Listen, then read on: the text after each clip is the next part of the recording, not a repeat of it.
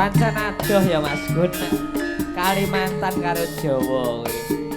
ning mergo ati iso dadi siji ya bakal iso marem iso adem ayem.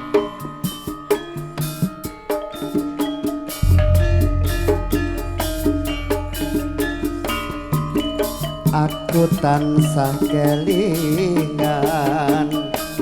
senadyan manggon ana Kalimantan tak rewangi lara lopo nyambut gawe pengen mulya sabar nggonmu nunggu entenono nganti sakbaliku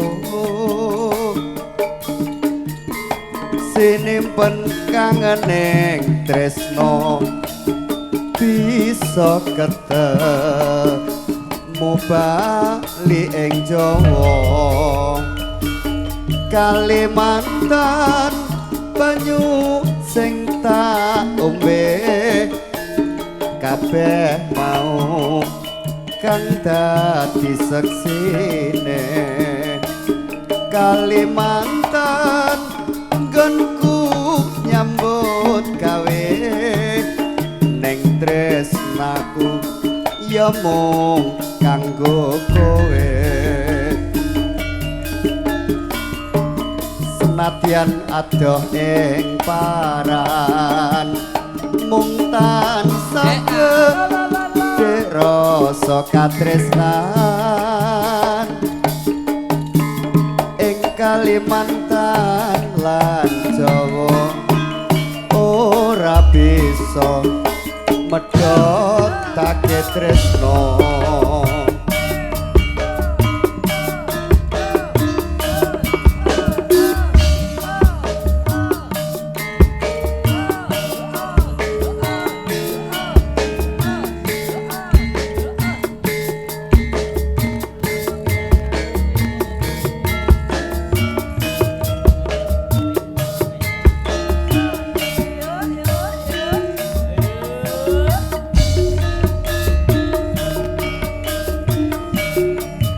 aku tansah kelingan senadyan manggon ana Kalimantan tak rewangi lara lopo nyambut gawe pengen mulya sabar nggonmu nunggu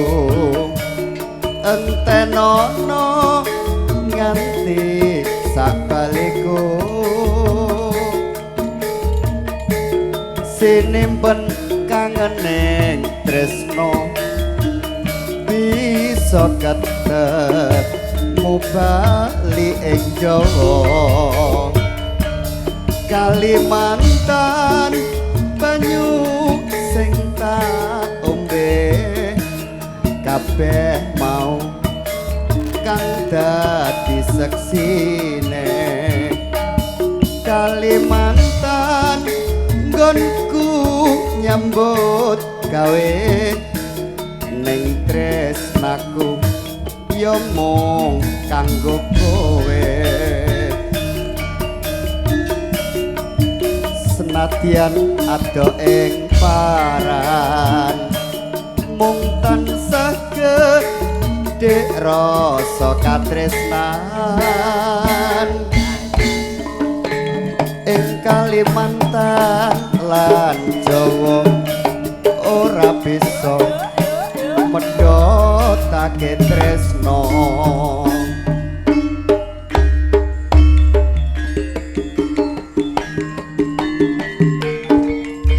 monggo Mas Karit niki wakile tak tayub niki lho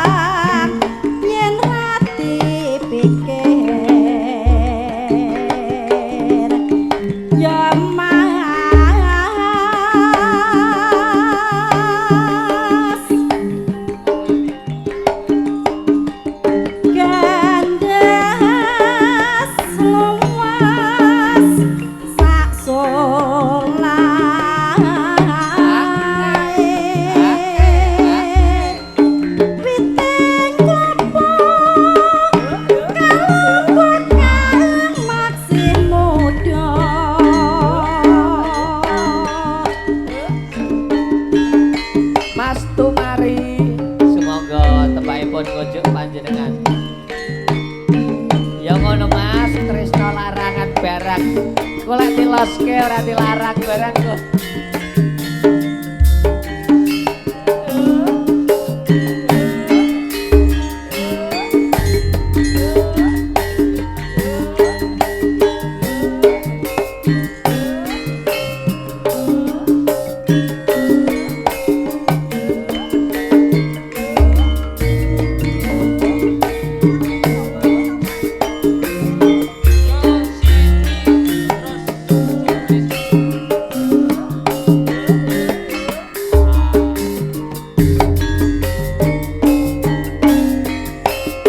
nalikane udan krimis mung kelingan sliramu wong manis datang bisa tak selai nyatane isih tresno doning ati wanci ratri saya ngarut panyitraya titan saya nglamun mung bisa nyawang fotomu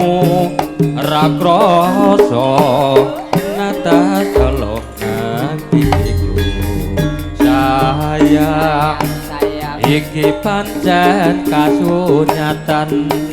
aku kowe hanyangga tresno larangan sak mestine yen to aku gawe lara luwih becik tak simpen sakjroning dada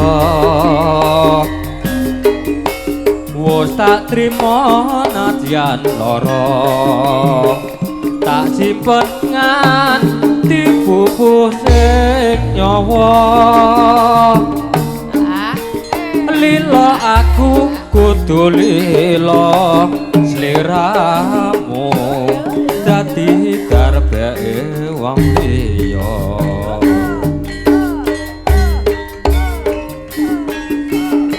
busuk dalem Mas Eko kopi jahe busuk injih menika pundutanipun Mas Yono bos saking Surabaya nggih monggo Pak Yono kopi jahene busuk murah kok Mas namung 50.000 nggih murah meriah ning seger ngangeni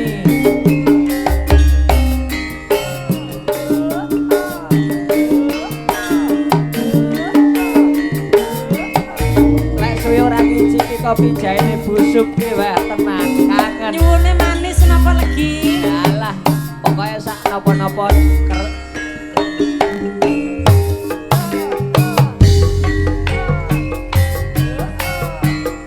wancine wong Surabaya